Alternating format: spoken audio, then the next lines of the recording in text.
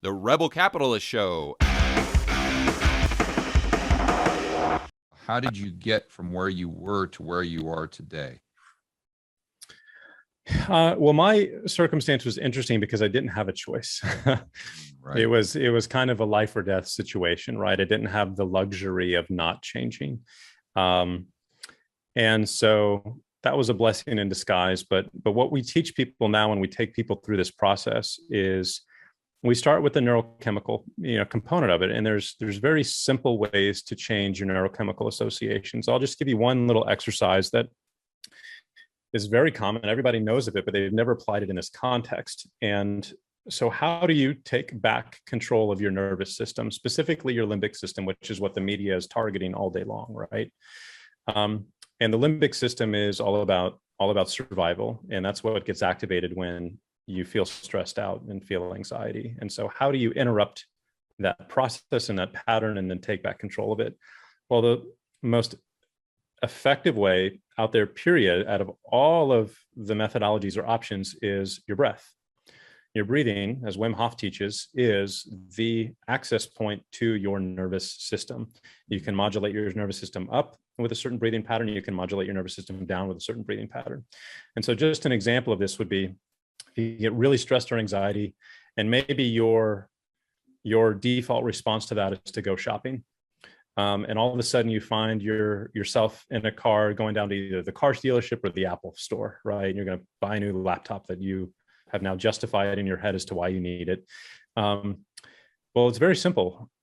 It's a breathing pattern that you can just pull over in your car even before you get in it and just go through it. It takes less than 90 seconds.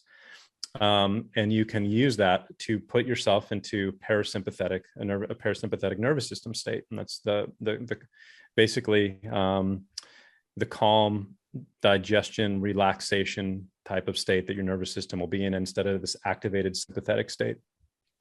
So you can do that with a breathing technique. It's 6 or 7 seconds in, and then you're going to hold your breath for 6 or 7 seconds. You're going to let it out for 6 or 7 seconds, and then you're going to hold again for 6 or 7, and then you're going to take another breath in. So it's called box breathing. 4 different, inhalation, hold, exhalation, and then hold. And if you'll do that 5 or 6 times, you will find a few things happen. The first thing that you notice is you're gonna get a lot of saliva in your mouth. Your mouth is going to start to water. It's one of the first indicators that your body is transitioning into parasympathetic. And then you're going to feel really calm, and you might even feel quite sleepy. But that alert kind of drive on a mission to go do something is going to dissipate, and it's just going to go away, and you're going to kind of melt and relax. And that's one simple thing that we teach people to help them interrupt the default mode that they have in place. Because if you can just do that and interrupt that state, well, then great. It starts to open the door for you to change that path from the default. Well, now we're going to redirect it to this way, right? And at that point, you can make a better decision. Another thing, simple technique that we choose or that we teach is that ultimately your brain doesn't want a new car or a new computer. It wants the chemical hit. It wants dopamine, or it wants serotonin, or it wants oxytocin. That's all that it wants. And so if you can just give it what it wants without having to spend money to do that, everybody's happy. Your bank account's happy, you're still wealthy, and your brain gets what it wants. And the neat part about the brain is that it doesn't know the difference between reality and make-believe or your imagination. That's why we have this, vision process, right? And modeling what you want to do in athletes and how they use that. And so if you have a big purchase that you want to make, and ultimately it's going to take you further away from your investment or financial goals, and you kind of rationally know that, but you just have this drive to go get it. It's especially men have this hunting dynamic where once we get our sights set on something that we want to purchase, it activates this. We're literally hunting this new car, or we're hunting this computer, or whatever it may be. And we become single-minded and fixated on that. And it can last for weeks until we literally go get it. Yeah. And then when we get it, we're just kind of like, oh, well, that's cool. You got your prize. And a week later, it's kind of old and you've forgotten about it.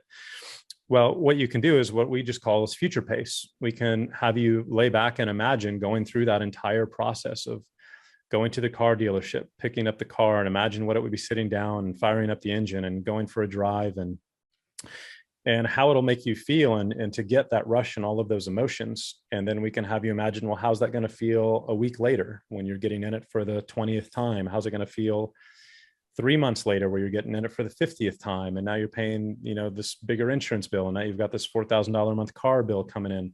So we can have you go through and get all of those emotional experiences, and therefore the chemicals that will be released in the process, literally just on your couch over the course of a 10, 15, 20-minute exercise. And it's fascinating because when you do that, the desire afterward is gone, or it's greatly, greatly diminished. And so, man, my brain got the chemicals that it wanted, and I kept $400,000 in my bank account. And so you can do that with everything. You can do it with your relationships. You can do it with food. You can do it with alcohol. You can do it with whatever that you want, to really interrupt this pattern and then redirect it. And then after that, there's all different things that you can do to go on the much deeper side. And then that takes us to the subconscious. And that's the more challenging piece of the puzzle. Subconscious work requires really, to be most effective, the assistance of somebody else. It requires a coach or a navigator of the subconscious mind, if you will, because your conscious brain is an absolute expert at keeping your version of reality that it knows and that it feels is safe intact. And it's not going to let your conscious mind see a new way of being and to go pursue that if it thinks that that's going to cause disruption or danger in any way. But if you have someone outside of you who can see the patterns that you're repeating, and then help you reframe those, then that's where you can really make significant change very fast. And so some of the most effective and fastest way to do that is through hypnotherapy. Hypnotherapy has been a phenomenally effective tool for me over the past couple of years to reprogram my subconscious. It gives you direct access to the subconscious. And when you're doing it with a therapist who can see the patterns because they've done it with 5,000 patients and they know how to help you reframe it, you can go back. I guess a great example of this is a lot of people have money issues because they don't think that they were good enough. It's a self-worth problem. Entrepreneurs specifically usually become entrepreneurs because at some point in their past, and this goes for me, usually when you're a child, elementary school-esque, middle school-esque, something happened with your family or kids at school or somewhere that created a belief that I'm not good enough and I need to go prove to the world that I am. And I'm going to do that through my accomplishments or the amount of money that I make or whatever it may be. And some people do that successfully. And then other people might get a subconscious belief that they're not good enough and therefore they do not deserve success or they do not deserve money. And these are the individuals that that come to all of the entrepreneur seminars, that come to all of the Tony Robbins seminars for a decade, and they're still stuck and they're still where they're at 10 years later, and they can't break through this financial ceiling that they keep running into, and they don't never know why. take action. Something stops them. It's this invisible straitjacket or whatever it may be that they keep running into, and despite constantly pursuing, trying to figure out what's holding them back. Right. And usually at the root of that is a subconscious belief that if I make money and am successful, that is a threat to my safety. And well, how would that be, Mike? Well, we have to think in terms of, our history as Homo sapiens, basically, which is 10,000, 20,000 years, instead of modern society, which is, really 200 or 300 years. If you were to go against the grain or go against the tribe in the past, it meant death for you. You couldn't survive on your own. And so if you grew up, let's say, in a household where, your parents said rich people are evil, or rich people just care about money or evil, or a church where it was the same thing, right? And your brain as a 7-year-old picked up on this thought that you overheard one day, and it just kind of stored it away. Oh my gosh, rich people are really bad. We can't make money, or we'll be seen as bad. And then our parents won't love us anymore, whatever. We'll lose our friends and we'll lose our family. We'll get kicked out of the family. We'll die. It's completely irrational, but we're not talking to a rational mind. You're talking to a limbic brain stem that's ancient, right? But if that subconscious program was embedded back then, which it is for many people, no matter what you do, you're never going to break through it. It's that default program running. You might be able to break through it for a little bit and have a success. And then you're going to do something like people who win the lottery. They win the lottery and they win $50 million. And then what do? They go broke because this didn't feel safe having that much money. So they go back to the default. And so hypnotherapy is a great way to reprogram the subconscious. Michelle and I are both certified in hypnotherapy and neurolinguistic programming. I've found plant medicines and psychedelics to be extremely effective at accessing the subconscious as well when done in a safe, guided format with a therapist. But that's really the key then, is how do you reprogram that part of the mind? And once you do that, well, then the sky's the limit, because now you are in control of your default circuitry. You have access to it for the first time in your life, instead of being driven by it in a completely unconscious manner. Is there any downside? And the reason I say that is because as an entrepreneur, a lot of the things that were I know what you're going to say. Yeah. Even if Yeah. they were negative, Yeah. they were still motivating and driving me to build these Yes. huge businesses and to employ all these Yes. people. So Yeah. what do you think? I had the same fear. Yeah, I had the exact same thought and the same fear. It's like that pain was really useful. Yeah. Right. It was it allowed me to achieve a lot. And if I resolved that, am I going to have those desires anymore? Right. And the answer is that it doesn't change any. How's the best way to put this? It just transforms the motivation, meaning it doesn't take away your motivation. It just changes the source from an unhealthy motivation to a much healthier motivation.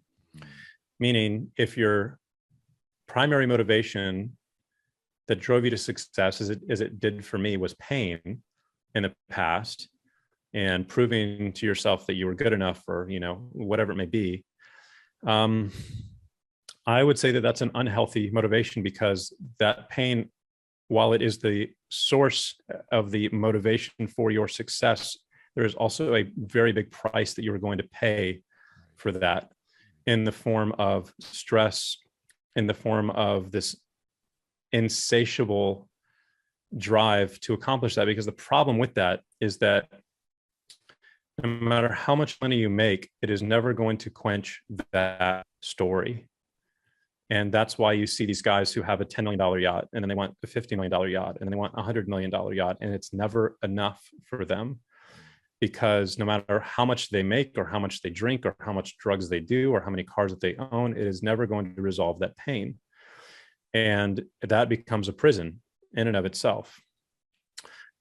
And that sucks. That really sucks. It affects mostly, I would say, your relationships, your romantic relationships, and then your relationships with your children. And so once you resolve that, and you're free of that kind of prison, if you will, you become much more open and effective with people. You become much more empathetic. You're able to connect with people in a more effective way. You don't have that baggage that's running in the background, of your psyche all of the time, or these stories that you're telling yourself. Right. You're not putting yourself in these super stressful situations to prove that you can do it. And now that gets replaced with a motivation of your choice, which is, how can I make a genuine impact on people or the world, not because I have something to prove, but just because that gives me joy now. And the level of motivation can be equal, but it is infinitely more healthy at that point. And so that's what I've experienced, I'd say, over the last year and a half, as I've gone through that transition myself.